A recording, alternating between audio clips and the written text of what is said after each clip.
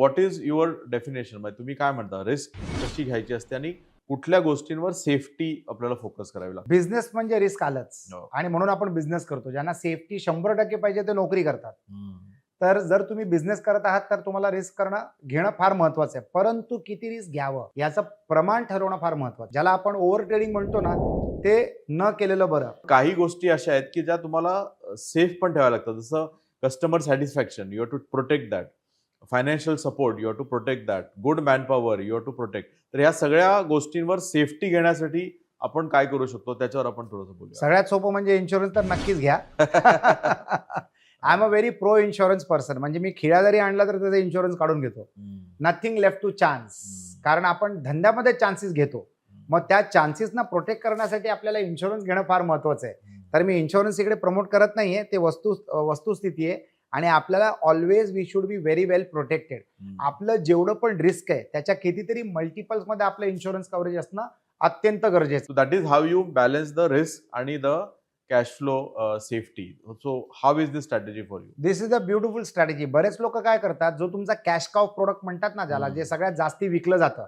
For example, माझा जो रेस्टॉरंटचे accounts पाहतो त्याच्याबरोबर माझी मीटिंग होती मागच्या आठवड्यामध्ये आणि सोनल बारमेच्या जी सांतेस्पा कुझिनची फाउंडर आहे ती पण त्या मीटिंगमध्ये होती. तर तिथे आम्हाला असं आढळून आलं, हा जो माझा रिपोर्ट जनरेट करतो इट्स अन आउटसोर्स्ड ऍक्टिव्हिटी. बाहेरचा चार्टर्ड अकाउंटंट आहे.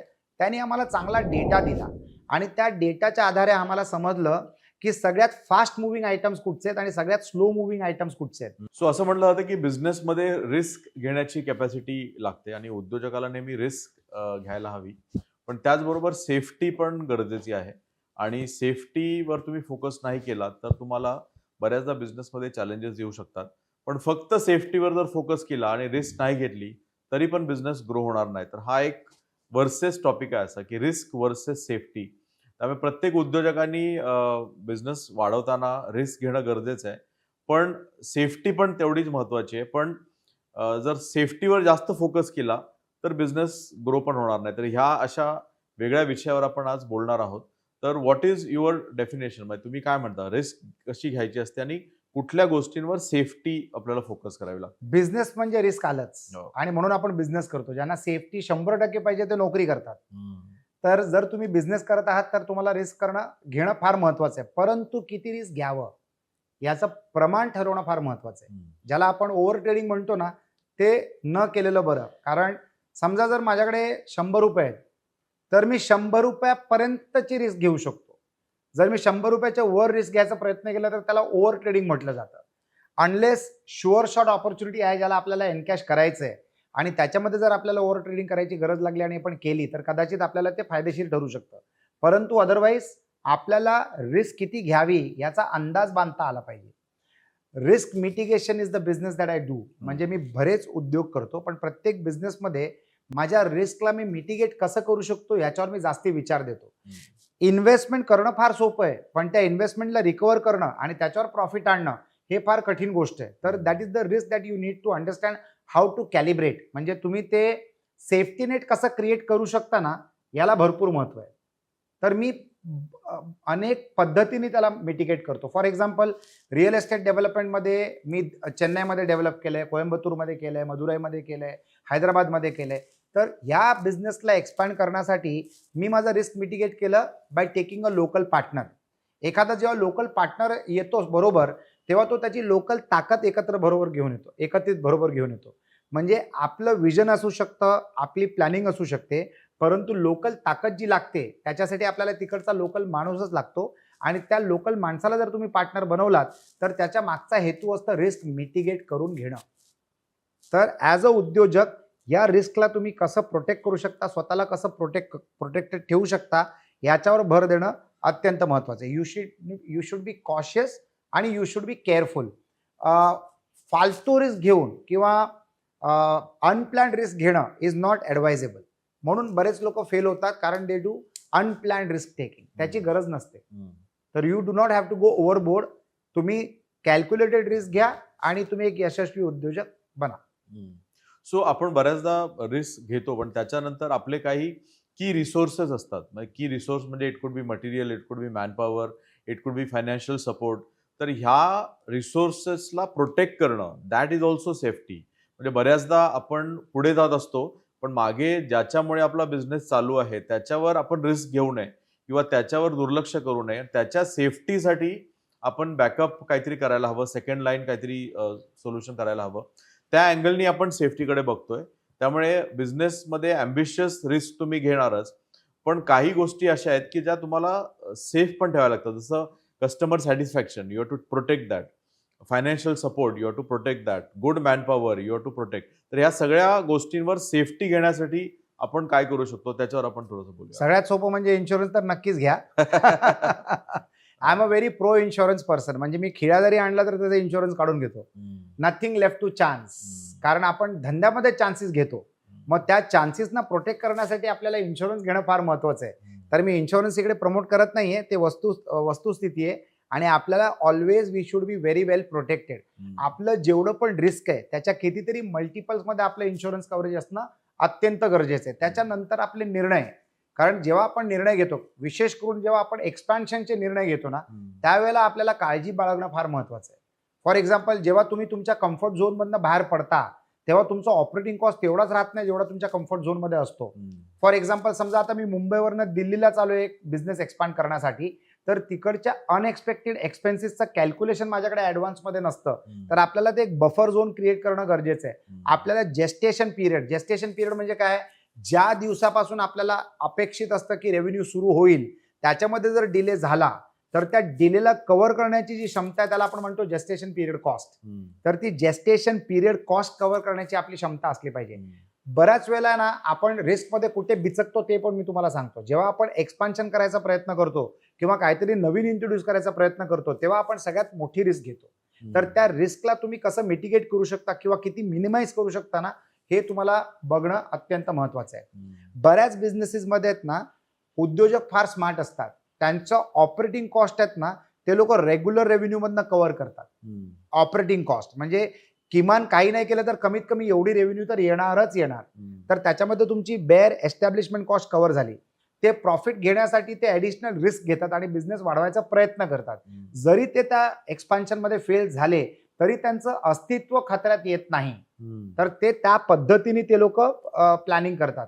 आपण ज्या सोसायटीमध्ये राहतो त्या सोसायटीमध्ये आपण एक फंड तयार करतो ज्याला आपण म्हणतो सिंकिंग फंड. तर ते सिंकिंग फंड कशासाठी असतं, त्या सोसायटीच्या किंवा त्या बिल्डिंगच्या मेजर रिपेअर्स करण्यासाठी.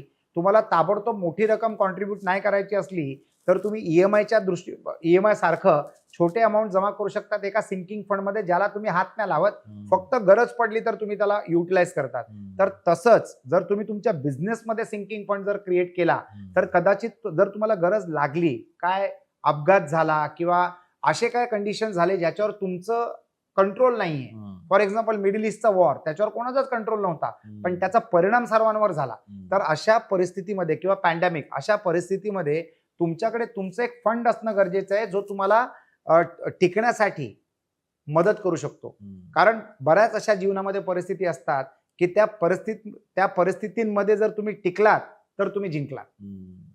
तर अशा पद्धतीने देखील तुम्ही हे सगळं करू शकता. प्लस तुम्ही रिस्क डिवाइड कसं करू शकता, कोणाबरोबर तुम्ही तुमचं रिस्क शेअर कसं करू शकता याचं तुम्ही गणित मांडू शकता, ज्याला आपण म्हणतो कोलॅबोरेटिव्ह वर्किंग किंवा त्याला आपण म्हणतो पार्टनरशिप. तर अशा पद्धतीने जर तुम्ही काम केलं ना तरी सुद्धा ते रिस्क डिवाइड होतं. भरपूर लोक, म्हणजे कधी कधी एक बिझनेसमध्ये आपल्याला ते ऑड वाटतं पण काही काही बिझनेसेसमध्ये 20-20 पार्टनर असतात. म्हणजे अमुक कम्युनिटीज आहेत, I don't want to name them, पण अशा अमुक कम्युनिटीज आहेत, ते एक रेस्टॉरंट टाकतात ना त्याच्यामध्ये 20 पार्टनर असतात. मग तो अभिमानाने सांगतो मैं 5 पैसे का पार्टनर हूं. म्हणजे 20 पार्टनर डिवायडेड बाय 1 रुपयाला 20 पैशांनी 20 लोकांनी डिवाइड केला की 5 पैशाचा पार्टनर. त्याचा नफा हा आहे की डिस्ट्रीब्युटेड प्रॉफिट होतो आणि सगळ्यांची ताकद लागते. बरोबर आहे. त्याचा नफा हा आहे की समजा जर तोटा झाला तर तुमच्या भागात फक्त 5% आले तर ते तुम्ही बर्दाश्त करू शकता. तर ते लोक काय करतात, 1 रुपयाचा एक बिझनेस करण्यापेक्षा ते लोक 20 रुपयाचे 20 बिझनेस करतात आणि सगळ्यांचे 5-5 पैसे धरले 20 धंद्याचे तर तुमचा 1 रुपया झाला. करेक्ट. हे तुम्हाला फक्त मॅथमॅटिकली मी सांगतोय. पण दे डिस्ट्रीब्यूट द रिस्क टू हम्म. दॅट एक्सटेंट की एवढे सगळे त्याच्यामध्ये ते लोक स्टेक होल्डर्स क्रिएट करतात आणि त्याची ताकद देखील तुम्हाला मिळते, कारण ज्याचं स्किन इन द गेम असतं ना, तो त्या बिझनेसला वाढवण्यासाठी ताकद लावतो. आणि हा फार प्रिमिटिव्ह फॉर्म्युला, म्हणजे आज कोण वापरत नाही असे, म्हणजे कोण 20-20 पार्टनर वगैरे घेत नाही, पण एन्शियंट फॉर्म्युला आहे. हंड्रेड्स ऑफ इयर्स पासून लोक असं करतायत. ते एवढे तुकडे करतात एका बिझनेसचं की बिझनेसमध्ये रिस्क राहत नाही. So that is also another way of doing it. I am not saying की तुम्ही 20 पार्टनर करा, पण जर त्यांची विचारधारा जर तशी होती तर तुम्ही काय करू शकता ज्याच्याने असं घडू शकतं ते तुम्ही बघा. आणि मी तर असं म्हणतो की कुठच्याही बिझनेसमध्ये ना रिअल एस्टेट क्रिएट करत जायचं. म्हणजे तुमच्या अमुक पैसा, इन्कम मधला अमुक पैसा रिअल एस्टेट घडवण्यासाठी गेला पाहिजे. कारण रिअल एस्टेटचा फायदा असा असतो, मी हे केलं म्हणून मी तुम्हाला सांगतोय out of personal experience. Real एस्टेटचा फायदा असा असतो की रिअल एस्टेट विकत घेण्यासाठी जेव्हा तुम्ही लोन घेता ना, तेव्हा त्या लोनचा हप्ता फिक्स्ड असतो 15 वर्षासाठी, 10 वर्षासाठी, 20 वर्षासाठी. पण फिक्स्ड हप्त्यामुळे तुम्हाला जे अप्रिसिएशन असतं ना प्रॉपर्टीमध्ये, ती तुमची असते. बँकेला इंटरेस्ट असतं त्यांच्या इंटरेस्टमध्ये, आणि प्रॉपर्टीचं जे अप्रिसिएशन असतं ते तुमच्या स्वतःचं असतं. म्हणजे मी अशा देखील प्रॉपर्टीज घेतलेल्या आहेत जिथे मी ती प्रॉपर्टी विकत घेतली आहे 60 लाखाला आणि त्याच्यावर 5 कोटीचं लोन घेतलंय. कारण 60 लाखाची ती प्रॉपर्टी मी विकत घेतलेली 25 वर्ष अगोदर. आज त्याची किंमत 10 कोटी रुपये. तर त्या 10 कोटीवर कुठची बँक सहज लोन अगेन्स्ट प्रॉपर्टी 5 कोटी, 7 कोटी, 8 कोटी देऊ शकते. त्या पैशाचा वापर तुम्ही देखील बिझनेसमध्ये करू शकता. म्हणजे प्रॉपर्टी न विकता तुम्हाला ती व्हॅल्यू मिळते, आणि ते लोन असल्यामुळे त्याच्यावर टॅक्स लागत नाही, आणि व्याज असल्यामुळे तुम्हाला टॅक्समध्ये डेबिट करता येतं. म्हणजे असे अनेक फायदेशीर फॉर्म्युलाज तुम्ही राबवू शकता तुमच्या बिझनेसमध्ये, ज्याच्या आधारे तुम्ही सेफ राहू शकता. ग्रेट. सो बऱ्याच वेळी ना बऱ्याच उद्योजकांकडे वेगवेगळे प्रोडक्ट्स असतात किंवा वेगवेगळ्या सर्व्हिस असतात, आणि एक प्रोडक्ट असं असू शकतं की जे तुम्हाला खूप ॲम्बिशियसली वाढवायचं आहे, पण जसं बिझनेसमध्ये म्हटलं जातं की तुमचं टर्नओव्हर इज व्हॅनिटी, तुमचं प्रॉफिट इज सॅनिटी, पण your reality is the cash flow. त्यामुळे cash flow is the safety of your business. तुम्हाला रिस्क जी घ्यायची आहे ती अपकमिंग मार्केटसाठी, मोठ्या प्रोडक्टसाठी आपण घेऊ शकतो, पण safety for the business is the cash flow. तर कॅश फ्लोसाठी एक प्रोडक्ट असायला हवा की जो तुमचा कॅश फ्लो रन करेल, तुमचा बिझनेस रन करेल, तुमचे रेंट, सॅलरीज, बिलं सगळी भरेल, आणि that product will take care of the safety of your business. And risk जी तुम्हाला घ्यायची आहे नवीन मार्केटमध्ये, नवीन प्रोडक्टमध्ये, नवीन टेक्नॉलॉजीमध्ये, ती तुम्ही एका प्रोडक्टमध्ये घेऊ शकता. पण तिकडे जर कधी काय कमी जास्त झालं तर तुमच्या कॅश फ्लोवर फरक पडत नाही. So that is how you balance the risk आणि the cash flow safety. So how is this strategy for you? This is a beautiful strategy. बरेच लोक काय करतात, जो तुमचा कॅश काउ प्रोडक्ट म्हणतात ना, ज्याला जे सगळ्यात जास्ती विकलं जातं. फॉर एक्झाम्पल, माझ्या जो रेस्टॉरंटचे अकाउंट्स पाहतो त्याच्याबरोबर माझी मीटिंग होती मागच्या आठवड्यामध्ये, आणि सोनल बारमेच्या जी सांते स्पा कुझिनची फाउंडर आहे ती पण त्या मीटिंगमध्ये होती. तर तिथे आम्हाला असं आढळून आलं, हा जो माझा रिपोर्ट जनरेट करतो, इट्स अन आउटसोर्स्ड ऍक्टिव्हिटी, बाहेरचा चार्टर्ड अकाउंटंट आहे, त्याने आम्हाला चांगला डेटा दिला, आणि त्या डेटाच्या आधारे आम्हाला समजलं की सगळ्यात फास्ट मुव्हिंग आयटम्स कुठचे आहेत आणि सगळ्यात स्लो मुव्हिंग आयटम्स कुठचे आहेत. तर त्या हिशोबाने आम्ही इन्व्हेंटरी मॅनेज करू शकलो. तर तुम्हाला डेटा देखील योग्य वेळेला जर मिळाला ना, तर तुम्ही योग्य प्लॅनिंग करू शकता, आणि इन्व्हेंटरी मॅनेजमेंटमुळे तुमची प्रॉफिटेबिलिटी वाढू शकते. बरेच लोक काय करतात, त्यांच्याकडे एक असा प्रोडक्ट असतो जो रोज विकला जातो, तर त्याच्यावर त्यांचं मार्जिन त्या लोकांनी फार कमी ठेवलेलं आहे. आणि जो एकदम कमी प्रमाणात विकला जातो ना प्रोडक्ट, त्याचं मार्जिन त्यांनी एवढं तगडं ठेवलंय, कारण त्या प्रोडक्टला शोधून येणारा जो कस्टमर असतो ना, तो नेहमी तुम्हाला प्रीमियम देतो. करेक्ट. फॉर एक्झाम्पल, बुटं, कोणाला 11 नंबर 12 नंबरची बुटं सहसा मिळत नाही, पण जो ब्रँड तुम्हाला 11 नंबर आणि 12 नंबरची बुटं देणार ना, तो तुमच्याकडनं एवढे पैसे काढून घेणार की त्यांची प्रॉफिटेबिलिटी तगडी असते त्या प्रोडक्ट्सवर. ते फक्त तेच प्रोडक्ट बनवत नाही, पण ते प्रोडक्ट सुद्धा बनवतात. समजलं का? तर सांगायचं तात्पर्य म्हणजे तुम्ही नॉवेल्टी काय क्रिएट करू शकता ज्याच्यामध्ये तुम्हाला जास्ती प्रॉफिट मिळू शकतो. फॉर एक्झाम्पल, बिल्डिंगमध्ये डेव्हलपर शेवटी एक पेंट हाऊस बनवतो. आता त्यांनी 150 फ्लॅट्स बनवलेत, पण 4च पेंट हाऊस बनवलेत. का 4 पेंट हाऊस? कारण त्या 4 पेंट हाऊसचं सेल व्हॅल्यू जे आहे ना, त्याच्यामध्ये तुम्हाला पर स्क्वेअर फीटची जी व्हॅल्युएशन मिळेल ती सगळ्यात जास्ती असते. That is a highest value. तर रेग्युलर विकणाऱ्या फ्लॅट्सवर तो नॉर्मल प्रॉफिट करतो, आणि पेंट हाऊस जेव्हा तो विकतो ना, त्याच्यामध्ये तो ॲबनॉर्मल प्रॉफिट करतो. त्याच्यासाठी तो ॲडिशनल काहीतरी सुविधा पण देतो. एक सेपरेट लिफ्ट देईल, ओपन टेरेस काढून देईल, किंवा एक स्विमिंग पूल किंवा स्प्लॅश पूल काढून देईल, वगैरे वगैरे, आणि त्याचे तो जबरदस्त प्रीमियम काढून घेतो. तर तुमच्या बिझनेसमध्ये तुमचा कॅश फ्लो प्रोडक्ट कुठचा आहे आणि तुमचा प्रीमियम प्रॉफिट मेकिंग प्रोडक्ट कुठचा आहे त्याचं तुम्ही प्लॅनिंग करू शकता. आणि जे तुमचं एक्सेस प्रॉफिट कमवणारं जे प्रोडक्ट असलं ना त्याचं इन्व्हेंटरी एवढं छोटं असतं की ती नाही विकलं गेलं किंवा लेट विकलं गेलं तरी तुमच्या बॅलन्स शीटला धक्का लागत नाही. तर how you plan your business is your subject. पण हे फक्त असे मार्गदर्शन आहेत की ज्याच्या आधारे तुम्ही काहीतरी वेगळा आणि ह्याच्यापेक्षा चांगला विचार करू शकतात आणि राबवू शकता. So this is all about risk mitigation आणि बिझनेस प्लॅनिंग, की तुम्ही तुमच्या रिस्कला मिनिमाइज कसं करू शकता आणि मॅक्सिमम तुम्ही प्रॉफिट कसं करू शकता. आता रिअल एस्टेट डेव्हलपमेंटमध्ये बरेच लोक असे असतात जे एक मोठा प्लॉट घेतात, बरोबर आहे. त्या मोठ्या प्लॉटमध्ये तुम्हाला पूर्ण प्लॉटचा FSI मिळतो, तर त्याच्यामध्ये ते अमुक बंगले बनवतात आणि बाकी व्हर्टिकल स्ट्रक्चरमध्ये FSI कन्झ्युम करून घेतात.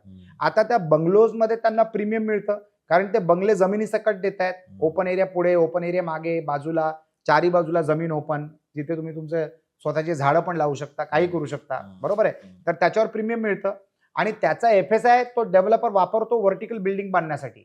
म्हणजे एकाच जमिनीतनं तो मॅक्सिमायझेशन कसा करू शकतो याचं त्यांनी प्लॅन केलेलं आहे. तर he is mitigating is capital risk by better planning. तर असं बेटर प्लॅनिंग तुमच्या बिझनेसमधला ऍडिशनल FSI काय असतो हा जर तुम्हाला मोजता जर आला तर तुम्ही ते एनकॅश करू शकता. आणि भरपूर लोक तसं करतात, भरपूर लोक तसं करतात. आता जे व्हेरिएबल कपडे म्हणजे व्हेरिएबल प्रोडक्ट असतात, फॉर एक्झाम्पल कपडे, त्याच्यामध्ये extra extra extra small size आणि extra extra extra large size सगळ्यांमध्ये प्रॉफिटेबिलिटी तुम्ही जास्ती ठेवू शकता. कारण ते सगळे करत नाही, फार कमी लोक करतात इन्व्हेंटरी मेंटेन. तर जो इन्व्हेंटरी ती मेंटेन करतो तो जास्ती पैसे कमवतो. It is simple formula. Scarcity वाला जे प्रोडक्ट्स असतात ना जे सगळीकडे मिळत नाही ते ज्याच्याकडे मिळतील ना ते महाग असणार. तर तुमच्या प्रोडक्ट लाईन मध्ये तुम्ही असं काय स्कॅर्सिटी वाला प्रोडक्ट बनवू शकता ज्याच्यामध्ये तुमची प्रॉफिट मार्जिन तुम्हाला जास्ती मिळू शकते याचं तुम्हाला गणित मांडायचं असतं. Correct correct. सो बऱ्याचदा उद्योजक ना नवीन फील्डमध्ये किंवा नवीन व्हर्टिकलमध्ये डायव्हर्सिफिकेशन करतात किंवा नवीन एरियामध्ये डायव्हर्सिफाय करतात आणि त्यावेळी बऱ्याचदा एक चूक बघितली जाते की ते आधीचा बिझनेस ना पूर्ण बंद करतात आणि नवीन फील्डमध्ये जातात. So that is a risk I think. कारण you should always grow smoothly into a new vertical. त्यामुळे स्लोली स्मूथ करणं. एक छोटी स्टोरी आहे की एक माणूस एका गावामध्ये विहिरीतून पाणी भरत होता, दिवसभर पाणी भरायचा आणि तो रात्री संध्याकाळी 2 तास ना डोंगरामध्ये जाऊन एक छोटी पाईपलाईन बसवायचा. तर त्याला 2 वर्ष लागली ते पाईपलाईन बसवायला. पण तो ह्याच्या विहिरीमधून जे पाणी आणत होता ते तो रोज करत होता कारण that was his bread and butter. पण 2 वर्षानंतर जेव्हा ती पाईपलाईन त्याची फिट झाली तेव्हा मग त्याला रोज पाणी काढायची गरज नाही लागली कारण तर पाणी आता ऑटोमॅटिक आलं ते. तर आपण जेव्हा एखादी शिफ्ट करतो तेव्हा असं शिफ्ट करायला हवं की आत्ता जे करतोय ते करत राहायचं आणि 20% टाइम अँड एनर्जी अशा एका व्हर्टिकलवर, अशा एका डायव्हर्सिफिकेशनवर द्यायची की this will be my future solution. बऱ्याचदा उद्योजक एक व्यवसाय पूर्ण बंद करतात आणि नवीन व्यवसाय पूर्ण नवीन पद्धतीने सुरू करतात ज्याला जास्त रिस्क असते कारण तुम्ही सेटअप नसता तिकडे. तर असं ट्रान्झिशन करण्यामध्ये काय रिस्क असू शकते? ट्रान्झिशन, काही लोक ट्रान्झिशन काय करतात, काही लोक एका झटक्यात बंद करून नवीन बिझनेस करतात. दोन्ही केसेसमध्ये फेलियर आहेत, दोन्ही केसेसमध्ये सक्सेसेस आहेत. फॉर एक्झाम्पल राजीव बजाज, त्यांनी स्कूटर बंद केलं आणि मोटरसायकल सुरू केली डायरेक्ट. म्हणजे त्यांनी फेज आउट नाही केलं. अचानक त्यांनी एक दिवस असं ठरवलं की आपण आता स्कूटर बंद करायचं, पण तोपर्यंत त्याचे दोन्ही मार्केट एस्टॅब्लिश झालेले आणि मग त्यांनी स्विच ओव्हर केलं त्या गोष्टीसाठी. तर you can definitely do that. पण त्याचं तुम्हाला तुमचं मार्केट काय, तुमचा कस्टमर बेस काय, त्याचा तुम्हाला अनुभव घेत जाणं फार महत्वाचं आहे आणि त्याचं कॅल्क्युलेशन केल्यानंतरच तुम्ही तसं करा. अचानक जर तुम्ही करायला गेलात तर तुम्हाला धक्का लागू शकतो. बरेच लोक कधी कधी ना बिझनेस मधनं काहीतरी फेड आउट होतं. फॉर एक्झाम्पल कम्प्युटर एज्युकेशन मध्ये मी होतो. It is not a timeless business. कारण जेव्हा मी सुरू केलं तेव्हा ती नॉवेल्टी होती. पण by the year 2010-2012 computer education शाळेमध्ये आणि कॉलेजेसमध्ये अवेलेबल व्हायला लागलं. तर 2018 मध्ये आम्ही सेंट अँजेलोस कम्प्युटर एज्युकेशन बंद करून टाकलं कारण आता कोण क्लासेसमध्ये येत नाही शिकायला, ते शाळेमध्ये आणि कॉलेजमध्ये शिकतात. तर असा धोका नको म्हणून आम्ही डायव्हर्सिफाय केलं 2004 साली. जरी कम्प्युटर एज्युकेशन 2018 मध्ये बंद झालं पण आम्ही डायव्हर्सिफाय केलं 2004 मध्ये, जिथे मी डेव्हलपर झालो. मी रिअल एस्टेटमध्ये पदार्पण केलं आणि त्याच्यामध्ये शिरल्यानंतर मी डेव्हलपर झालो 2004 साली. तर पॅरलली मी तो बिझनेस करत गेलो. तर एक बिझनेस मी सोडला तर मी दुसरा बिझनेस मोठा केला. तर either you diversify from the same business or you diversify into a totally new business, पण ते पॅरलल चालवा. तर मला फायदा काय झाला की माझं घर चालत होतं कम्प्युटर एज्युकेशनच्या रेव्हेन्यूवर आणि मी डेअरिंग केली रिअल एस्टेटवर. मग नंतर सुरुवातीला कम्प्युटर एज्युकेशन इथे होतं, रिअल एस्टेट इकडे होतं आणि हळूहळू एवढं वर गेलं की हे बंद केल्यानंतर सुद्धा मला फरक नाही पडला. Correct. तर ऍज अ उद्योजक तुम्ही तसं कसं करू शकता तुमच्या बिझनेसमध्ये ना, हे तुम्ही विचार करा.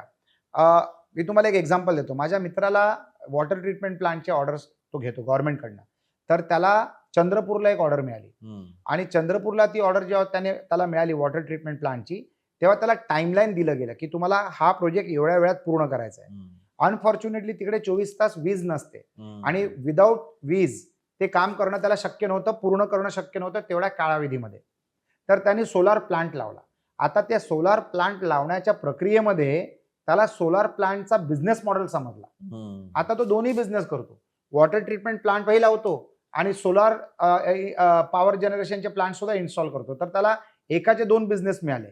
तर तुम्हाला तुमचा रेग्युलर बिझनेस करताना तुम्हाला ऍडिशनल जर काय करायची पाळी आली तर त्या गोष्टीला तुम्ही as a regular business model कसे बनवू शकता ना, याच्यावर देखील तुम्ही विचार करू शकता आणि ते सुद्धा तुम्ही ऑटोमॅटिकली तुम्ही राबवू शकता. For example real estate develop करता करता समजा जर मी फर्निचरच्या लाईनीमध्ये गेलो, जिथे मी फर्निचर रिअल एस्टेट बरोबर द्यायला लागलो, तर मला अजून एक लाईन ऑफ ऍक्शन किंवा अजून एक नवीन व्हर्टिकल क्रिएट झालं.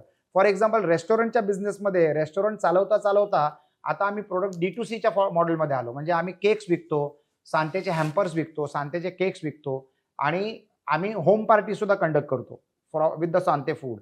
तर additional line of revenue is always welcome to your existing line of revenue. जेवढे रेव्हेन्यू स्ट्रीम्स तुम्ही तुमच्या बिझनेससाठी क्रिएट करताना तेवढं तुम्ही तुमच्या बिझनेसचा रिस्क एलिमिनेट करत चाललेला आहात. तर you should always keep this in plan की हाऊ कॅन आय जनरेट. म्हणजे इकॉनॉमिक्स मधलं मला सगळ्यात आवडणारा डायलॉग म्हणजे maximum utilisation of available resources.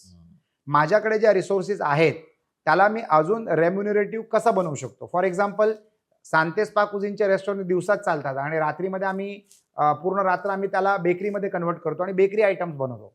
म्हणजे इन्फ्रास्ट्रक्चर आहे, आता त्याचं मॅक्सिमायझेशन कसं करायचं आहे त्याच्यावर आम्ही गणित मांडतो. सो एक ना चाणक्याचं एक चांगलं एक्झाम्पल आहे की राजाचं जे राज्य असतं ना, दॅट इज लाईक बिझनेस. आपण रिस्क घेतो आणि बिझनेसमध्ये येतो आणि बऱ्याचशा रिस्क घेऊन आपण बिझनेस मोठा सुद्धा करतो. पण चाणक्य असं म्हणतो की तुमचं जर राज्य आहे तर तुम्ही जरी कुणाला त्रास नाही दिला तरी दुसरं राज्य तुम्हाला त्रास देऊ शकतं आणि त्याच्यासाठी तुम्हाला एक सेफ्टी नेटवर्क असायला हवं. म्हणजे आपण एक आंब्याची शेती केली, समजा 100 झाडं लावली आंब्याची आणि त्या झाडांना आंबे आले भरपूर आणि आपण ते कुंपण तहच ओपन सोडलं किंवा त्याला कंपाऊंड नाही घातलं, तर तुम्ही जरी मेहनत करून रिस्क घेऊन जरी ते शेती केली असेल तरी तुमचा बिझनेस सेफ नाहीये. त्यामुळे रिस्क आणि सेफ्टी या 2 वेगळ्या विषय आहेत. तर प्रत्येक उद्योगाने तुमच्या बिझनेसच्या सेफ्टीसाठी पण काहीतरी करायला हवं. It could be some नोटोरस elements जे समाजामध्ये असतात ते तुम्हाला त्रास देऊ शकतात. पण आपल्याला वाटतं की व्यवसाय म्हणजे फक्त रिस्क घ्यायचा आणि रिस्कनी मोठा होतो, पण मोठा झाल्यानंतर तो सेफ ठेवण्यासाठी सेफ्टी नेट पण असायला हवं. So what is the comment on this? तुमच्या रिसोर्स प्लॅनिंग मध्ये किंवा इकोसिस्टम मध्ये असे काय प्रोटेक्टिव्ह एलिमेंट्स आले पाहिजेत याचा तुम्हाला विचार करणं फार गरजेचं आहे. दुसरी गोष्ट, always be the customer of your customer. तुमच्या कस्टमरचे तुम्ही कस्टमर झालेत ना, तर तुमचा कस्टमर पण तुमची काळजी बाळगायला सुरू करतो, because you are a customer to him also. तुम्हाला तुमच्या इकोसिस्टम मध्ये अशा लोकांचा समावेश करणं गरजेचं आहे जे स्वतः वेगवेगळ्या ताकदीमुळे ओळखले जातात.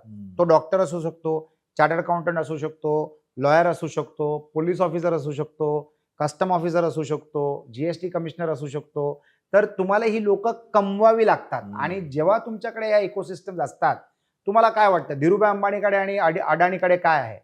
त्यांच्याकडे असे रिसोर्सेस अवेलेबल आहेत ऑन कॉल की त्यांच्या धंद्यामध्ये येणारे सगळे अडथळे हे दूर केले जातात. आता अडाणीवर अमेरिकेमध्ये एक केस फाईल झालेली आणि ती केस आता गायब झाली. हे कशामुळे झालं?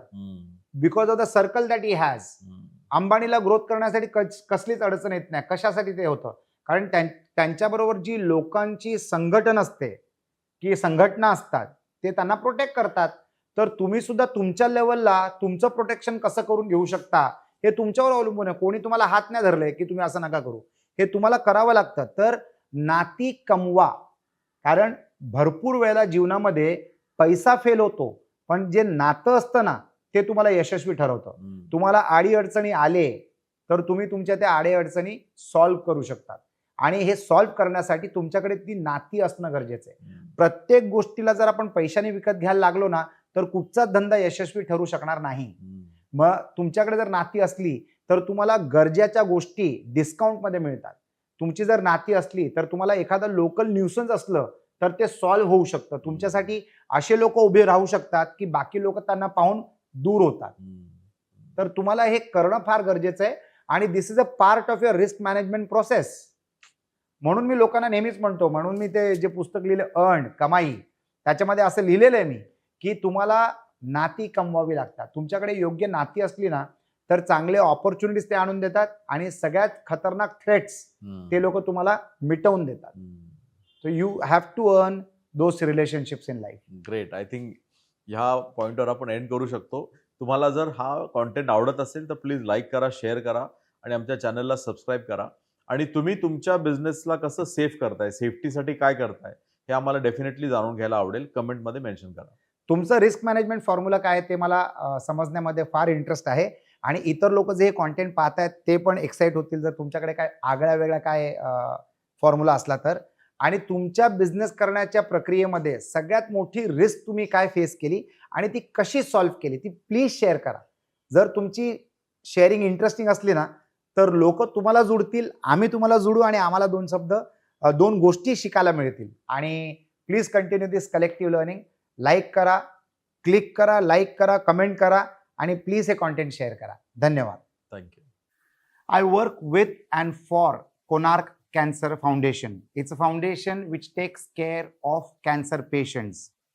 If you know anyone suffering with cancer, then we at Konark Cancer Foundation can connect the person with the right resources and facilities to ensure that the right time, right treatment reaches the patient. Whether it is connecting the resources or providing resources to the cancer patient, we do it all. It also includes support for accommodation in the city of Mumbai. We are associated and connected and networked with the right resources, the right doctors, and the right hospitals. We can bring all of this on a table to you so that it is convenience for you.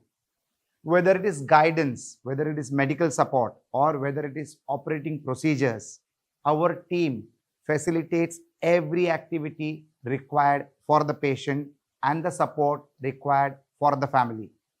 We also connect you to the right NGOs and donors to ensure that you also get financial support and aid to whatever extent possible to ensure that the treatment happens and the life is saved.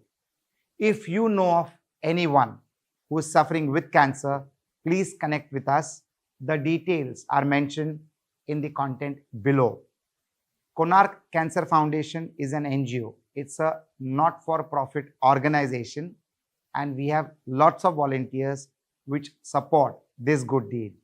So get in touch with us and help us to save lives. You too can be a part of this movement. Konark Cancer Foundation. Thank you so much.